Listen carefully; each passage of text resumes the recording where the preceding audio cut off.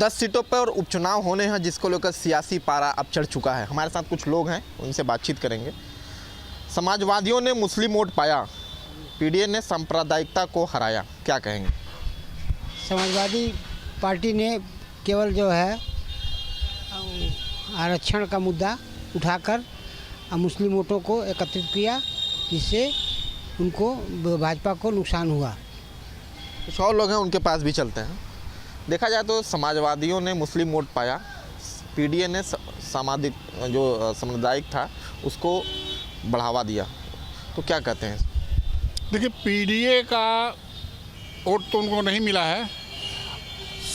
जब ये चुनाव प्रचार चल रहा था तो वोटरों को बहला करके, सबसे बड़ी बात हमारे भोजपुरी में कहा था, भरमा के वोट ले लिया उन लोगों ने। संविधान का वो दिखा करके संविधान बदल देंगे, आरक्षण ख़त्म कर देंगे, ये सब कह कर। अच्छा, जो समुदाय का वोट उनको मिला है, मुस्लिम समुदाय का वोट तो मिला है, लेकिन मुस्लिम समुदाय को भी भरमाया गया था कि अगर आप लोग नहीं गए तो आप आरक्षण ख़त्म कर दिया जाएगा, आप अगर नहीं करेंगे तो आपको जीने नहीं दिया जाएगा। और जबकि हमारे साथ मुस्लिम भाई भी हैं, हिंदू भाई भी है। और पीडीए की जो बात हो रही है, माननीय अखिलेश जी इसको जीतना थोड़ी कहते हैं। आप उसका वो कीजिए, क्या कहते हैं, विश्लेषण कीजिए, आप उसका विश्लेषण कीजिए, पता चल जाएगा। लेकिन अब वो हवा उड़ा दिए लोग, संविधान खतरे में है। कितने लोग संविधान बचाएं अभी दिल्ली में, जाके पता कर लीजिए, आपको खुद पता होगा। संविधान को लोग हाथ में ले करके आज संविधान का खुद हत्या कर रहे हैं लोग। ऐसे लोगों के बारे में कुछ कहना ही गलत है। रही बात सरकार, विपक्ष के पास कोई मुद्दा तो है नहीं ना उनको। जब तक उनकी सरकार रही है माननीय अखिलेश जी की, आप देख लीजिए कितने विकास हुए हैं। सिर्फ एक सफाई को छोड़ दिया जाए, पूरा उत्तर प्रदेश अपने मतलब गुंडागर्दी के चरम पे था। और कहाँ कहाँ गुंडे ही नहीं हुई। और आज देख लीजिए जियो टैलेंट्स में महाराज जी काम कर रहे हैं, और 95% अभी निकाला गया था, उससे ऊपर वो सफल भी हुए हैं इसमें। वोट की बात है तो जनता तो वो देखते, जो दिखता वो बिकता है। हम ही जैसे 4 लोग घूम के कहते अरे आप वहाँ मत जाइए, गड्ढा है, तो जाए या ना जाए, लेकिन एक बार जो उस गड्ढे के बारे में सोचेगा। तो ठीक संविधान को लोग हाथ में ले करके या ये दिखा करके संविधान खतरे में है, संविधान को, बाबा साहब का संविधान इतना जल्दी खतरे में पड़ जाएगा, सवाल ही नहीं पैदा होता है। कुछ और लोग हैं, उनके बीच भी चलेंगे, उनसे भी बात करेंगे। समाजवादियों ने मुस्लिम वोट पाया, पीडीए ने जो है सांप्रदायिकता को बढ़ाया, क्या कहेंगे? देखिए, पीडीए का ये नहीं है, संविधान का तो ये चर्चा में था कि संविधान जो बचाना है, तो इसके भड़कावा में कुछ वोट जो है मतलब चेंज हुआ है। लेकिन सरकार के पक्ष में जो वोट गया है और अच्छा वोट जाएगा भी, और सरकार अच्छी है। अभी उपचुनाव होने हैं, जिस तरह से पिछड़ा दलित अल्पसंख्यक पीडीए ने जिस तरह से अभी लोकसभा चुनाव में किया, क्या लगता है कितना असर पड़ेगा इस उपचुनाव में? हमको तो नहीं लगता कि पीडीए जो है चुनाव में भारी भरकम आ पाएगी। इस नाते जो जनता को गुमराह इन लोगों करने की क्षमता है, जो 8,500 रुपया हर लोगों को दिया जाएगा पेंशन हर महीने में, ये कहाँ से देंगे? और यूपी गवर्नमेंट जो है, महाराज जी के कार्यों से जो है जनता पूर्ण रूप से प्रभावित है। और इस शासन से सब लोग संतुष्ट हैं। इस शासन में सुरक्षा है, इस शासन में सारी व्यवस्थाएं बहुत टाइट चल रही हैं। इसको घबराए हुए हैं, पीडीए के लोग खुद घबराए हुए हैं। इनके पास कोई मुद्दा नहीं है। अब मुद्दा लेकर 8,500 लेकर आए थे कि जब महीने मिलेगा, उनके कार्यालय पर चुनाव के बाद भीड़ लग गई थी। ये इन लोगों की स्थिति है। तो हमको नहीं लगता कि पीडीए की एक भी सीट निकल पाएगी। कुछ और लोग हैं, उनके बीच भी चलेंगे। कौन चले सांप्रदायिकता वाले दाव? अखिलेश पीडीए के सहारे जीत रहे हैं चुनाव। ऐसी कोई बात नहीं है, जनता का मूड है, जिसके ऊपर डिपेंड करेगा दे देती है। जनता बहकावे में ज़्यादा घूमती है, जिसको लोग बहला फुसला कर किधर भी कुछ कर देते हैं। पीडीए अपनी भी जगह सही है, और योगी जी की जो सरकार है सबसे अति उत्तम है इस समय। कुछ और लोग हैं। देखा जाए तो जिस तरह से अखिलेश यादव का कहना है कि पीडीए जो है पूरी तरह से, जैसे पिछड़ा दलित अल्पसंख्यक पूरी तरह से उनके साथ है। तो विपक्ष तो कुछ न कुछ चर्चा करती रहेगी वोट लेने के लिए, इसका कोई असर नहीं आएगा। जो चुनाव सामने है वह सरकार हमारी ठीक है। कौन चले सांप्रदायिकता के दाव, अखिलेश जीत रहे हैं पीडीए के दम पर चुनाव, क्या कहेंगे? देखिए, सांप्रदायिकता का दांव तो माननीय अखिलेश जी चलते हमेशा, इसमें कहीं से दो राय नहीं है। और सांप्रदायिकता का बढ़ावा भी वही देते हैं, इसके पहले नारा देख लीजिए। लेकिन इस बार जनता इस लोकसभा के चुनाव से जाग चुकी है, जितना भरमाना था लोकसभा में भरवा के निकल लिए। ये अभी उपचुनाव होने वाला, इसमें सामने आ जाएगा जो पीडीए का जो वोटर है और जो मुस्लिम भाई वोटर है, वो ये लोग भी समझ गए हैं कि इनके पास कुछ है तो नहीं, बस यूँ खाली कहना है कि मोदी जी खराब हैं, योगी जी खराब हैं, ये कर देंगे, अमित शाह खराब हैं, ये कर देंगे, वो कर देंगे। तो विपक्ष के पास कोई मुद्दा है नहीं सिवाय इसके पक्ष को बदनाम करने के लिए, और कोई मुद्दा है नहीं। एन केन प्रकरण ये चाहते हैं कि सत्ता पक्ष बदनाम हो और हमें सीट मिले। लेकिन लोकसभा के चुनाव से ये संविधान को लेकर के, तमाम मुद्दों को लेकर के इन लोगों ने जो भी जनता के साथ किया, इसका जवाब उपचुनाव जनता देगी उन्हें, चाहे मुस्लिम हो, चाहे पीडीए के लोग हों, कोई वोटर हो, चाहे हिंदू समाज का वोटर हो। अब वोटर भड़कावे में नहीं आने वाला है, कोई सवाल ही नहीं पैदा होता है। चलिए, कुछ और लोग हैं। अगर देखा जाए तो अभी 10 सीटों पर उपचुनाव होने हैं, जिस तरह से सांप्रदायिकता का दाव खेलकर अखिलेश यादव लोकसभा चुनाव में जिस तरह से जीत हासिल हुई, तो क्या लगता है कि पीडीए कितना प्रभावशाली होगा? पीडीए इस 10 सीटों पर हमको तो नहीं लगता। जनता को जो गुमराह करके लोग अब की सीट ले लिए, अब जनता अलर्ट हो चुकी है। और यूपी गवर्नमेंट योगी जी की इतनी विकास कार्यों का लाइन लग गया है कि ये लोग बहुत पीछे हैं। महाराज जी का विकास कार्यों, विकास जनता विकास देखती, और विकास ये लोग क्या किए हैं, किसकी सुरक्षा कर दिए, कहाँ पढ़ाई के मामले में ये लोग बहुत अच्छी व्यवस्था कर दिए। योगी जी के सरकार में जाइए, देखिए टाइम से सारे विद्यालयों पर अध्यापक, सारी व्यवस्था, बच्चों की खाने की व्यवस्था, जांच हो रही है, टाइम टू टाइम लोग पहुंच रहे हैं। तो ये सारी व्यवस्थाएं हैं। और पीडीए की अब की 10 सीटों पर नाकामी रहेगी और बीजेपी 10 सीटों पर अब की विजयी होगी। देखा जाए तो कौन चले सांप्रदायिकता के दाव, अखिलेश पीडीए के दम पे चुनाव जीतते हैं, तो इस बार के चुनाव में, उपचुनाव में क्या लगता है कितनी बढ़त हासिल हो सकती है? देखिए, जनता हर चीज़ समझती है और जनता को सुविधा चाहिए, सुरक्षा चाहिए, ये सब देखते हुए जनता पोल करेगी। इस बार तो मान लीजिए संविधान के कुछ बहकावा में और वोट जो है कुछ इधर उधर गया है, लेकिन जनता हमेशा सुविधा चाहती है, तो उसको देखते हुए वोट जो भाजपा की पोल होगा, सारी सीटें भाजपा की निकलेगी। अखिलेश यादव तो लगातार दावे कर रहे हैं कि मुस्लिम वोटर हमारे साथ है, पिछड़ा हमारे साथ है, दलित हमारे साथ करते हैं। वो तो दावा हमेशा करते हैं, दावा करते रहें, लेकिन पब्लिक को सुविधा चाहिए, सुरक्षा चाहिए, उसके देखते हुए वोट भाजपा की वोट पोल होगा। कुछ और लोग उनसे चले। अगर बात की जाए तो जिस तरह से कहते हैं कि पिछड़ा हमारे साथ है, दलित हमारे साथ है, अल्पसंख्यक हमारे साथ है, तो उपचुनाव में इसका कितना असर देखने को मिलेगा? देखिए, अच्छा हुआ लोकसभा चुनाव पहले हो गया, इसमें इन लोगों की कलई खुल गई, विपक्षी कलई इसमें खुल गई। अब अल्पसंख्यक या पिछड़ा वर्ग ये सब सचेत हो गए हैं, अब भुलाए में नहीं आएंगे। और जहाँ तक सांप्रदायिकता की बात है, वो सपा सरकार में ही हमेशा होती है। आप इतिहास उठा के देख लीजिए, जब जब बीजेपी गवर्नमेंट आई है, कभी भी कहीं सांप्रदायिकता का वो दंगा नहीं फैला है, कहीं कुछ नहीं हुआ। लेकिन जब जब सरकार सपा की रही है, मऊ को ले लीजिए, कैराना को ले लीजिए, मुजफ्फरनगर को ले लीजिए, तो आप इसके बारे में लोकसभा चुनाव होना एक तरह से इन लोगों के लिए समझ लिए घातक हो गया। ये लोग अब झूठ नहीं बोल पाएंगे। तो संविधान का एक शगुफा लेकर चल रहे थे, वो शगुफा अब नहीं चलेगा। अल्पसंख्यक भी जानता है अल्पसंख्यक को क्या चाहिए, सुविधा चाहिए, अल्पसंख्यक के बच्चों को पढ़ाई चाहिए, वो सरकार में मिल रही है। भाई मेडिकल, भोजन, घर, ये तीनों मिल रहा है।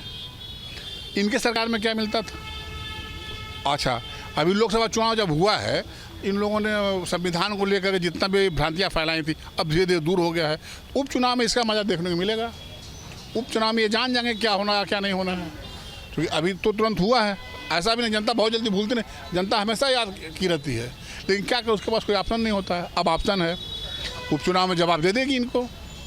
तो देखिए यहाँ के जनता का मूड क्या है और जनता क्या सोचती है, जनता ने बताया कि क्या सोचती है। 2024 के लोकसभा चुनाव में अखिलेश यादव की तरफ से पीडीए का नारा दिया गया, यानी पिछड़ा दलित और अल्पसंख्यक, और कहीं ना कहीं उसका असर दिखाई दिया। जिस तरह से समाजवादी पार्टी और कांग्रेस गठबंधन को काफ़ी सीटें हासिल हुई हैं, बड़ी जीत हुई है। हमारे साथ प्रयागराज के तमाम लोग मौजूद हैं, उनसे बात करेंगे और समझेंगे क्या नारे का असर है या कुछ और वजह।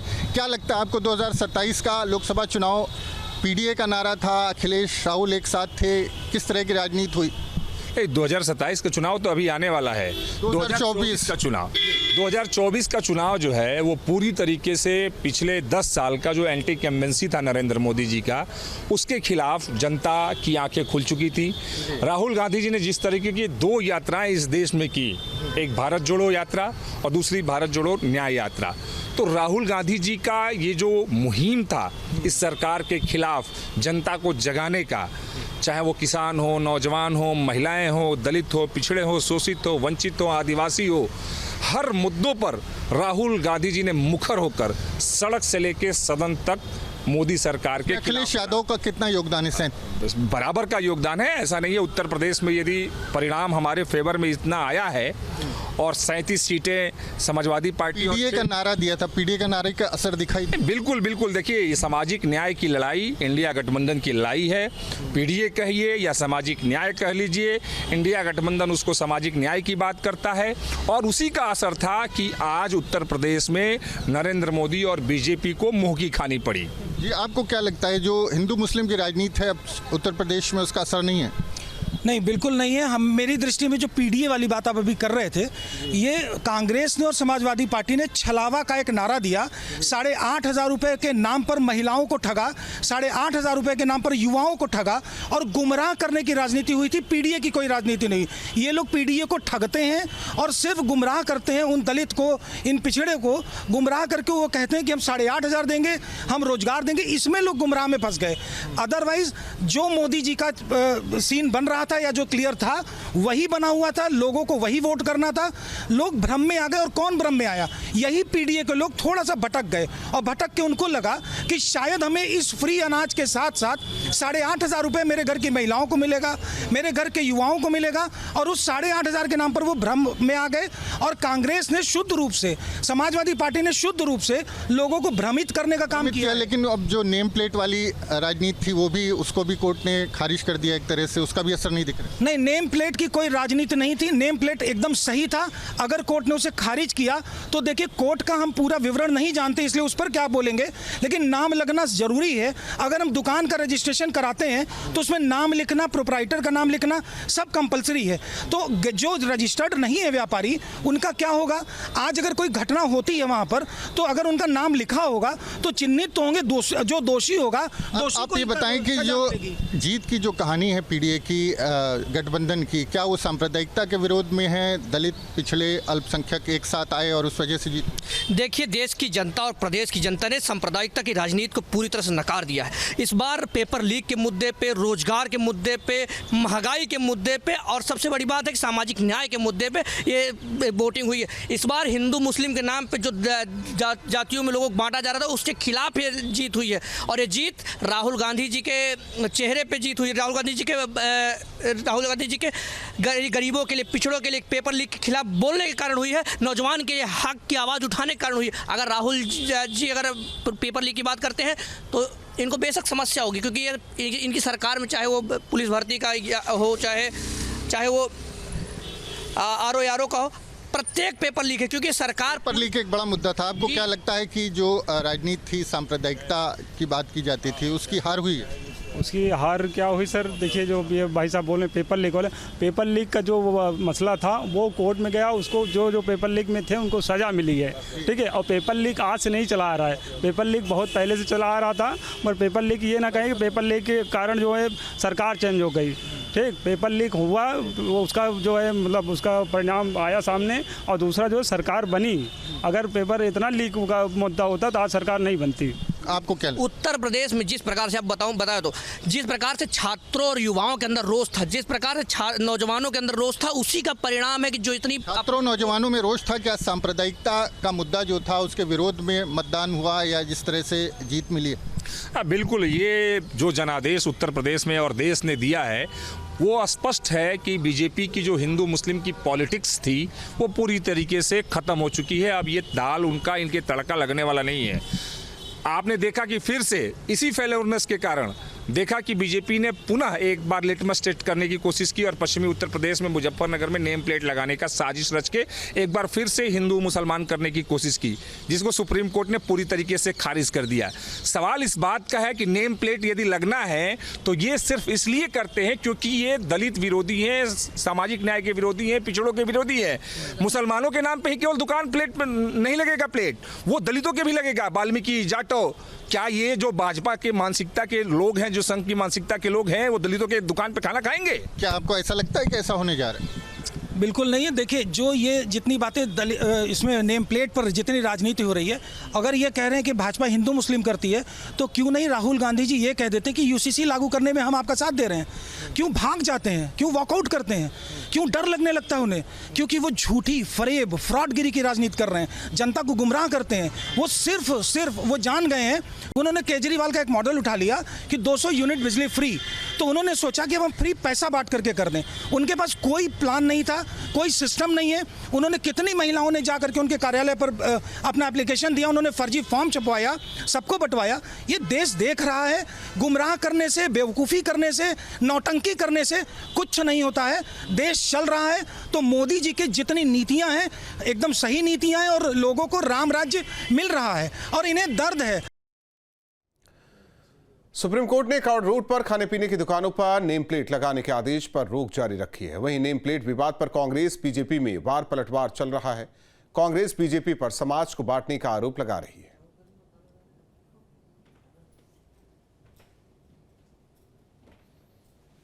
तो एक तरफ सियासत तो दूसरी ओर कोर्ट में यह मामला। सुप्रीम कोर्ट ने कावड़ रोड पर खाने पीने की दुकानों पर नेम प्लेट लगाने के आदेश पर रोक जारी रखी है। वहीं नेम प्लेट विवाद पर कांग्रेस बीजेपी में वार पलटवार चल रहा है। कांग्रेस बीजेपी पर समाज को बांटने का आरोप लगा रही है। हालांकि जिस तरीके से यह सुनवाई हुई है, सुप्रीम कोर्ट ने कावड़ रोड पर खाने पीने की दुकानों पर नेम प्लेट लगाने के आदेश पर रोक बरकरार रखा है। हालांकि अब अगली सुनवाई 29 को होनी है और ऐसे में बाहर सियासत जोरों पर है।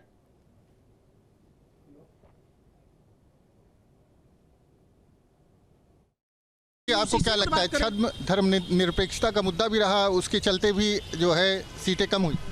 देखिए, सीधा सीधी बात है, इस बार इनका हिंदू मुस्लिम का कार्ड नहीं चला। इस बार विकास पे बात हुई, महंगाई पे बात हुई, रोजगार पे बात हुई, मुद्दों पे बात हुई। अगर मुद्दों पे खेलेंगे तो कुछ भी नहीं किए, क्योंकि एक भी नौकरी नहीं मिल रही है। लगातार 6 महीने खत्म होने को, अभी तक दोबारा से यूपी पुलिस का पेपर नहीं कराया गया, आरओ पेपर नहीं कराया गया, कुछ नहीं निकला। सिर्फ वादे हैं, वादा खिलाफी। पीडीए मुद्दा तो रहा सर। ये जो है क्या पिछड़ा दलित और अल्पसंख्यक, इन्होंने एक साथ वोट किया। क्या बीजेपी की राजनीति के विरोध में? नहीं, बीजेपी के साथ वोट दिया उन लोगों ने। कम सीटें आई। नहीं, कम सीटें आई भाई साहब। देखिए, उसको आप नहीं कहे गुमराह करने पर, और आप लोग कितने लोग शामिल होके जो है लगे तब जाके यहाँ तक पहुँचे। ठीक है, कई लोग कितने सीटें कितनी पार्टियाँ मिल के तब यहाँ तक पहुँचे हैं ये लोग। अब सोचिए जी, आपको क्या लगता है कि जो गठबंधन है उसकी जीत हुई है और सांप्रदायिकता का जो मुद्दा था या जो जिस तरह से पीडीए बनाया अखिलेश यादव ने, उसका असर दिखाई? पूरी तरीके से ये इंडिया गठबंधन की जीत है, ये संविधान की जीत है, ये मुद्दों की जीत है, ये राहुल गांधी जी की सोच की जीत है, ये इंडिया ऑफ आइडिया की जीत है। और बार बार मैं देख रहा हूँ कि बीजेपी वाले आजकल जो भक्त हैं वो 8500 की बात करते हैं। वो मोदी का 15 लाख की जुमले की बात नहीं करते हैं, वो 15 लाख नहीं मांग रहे हैं।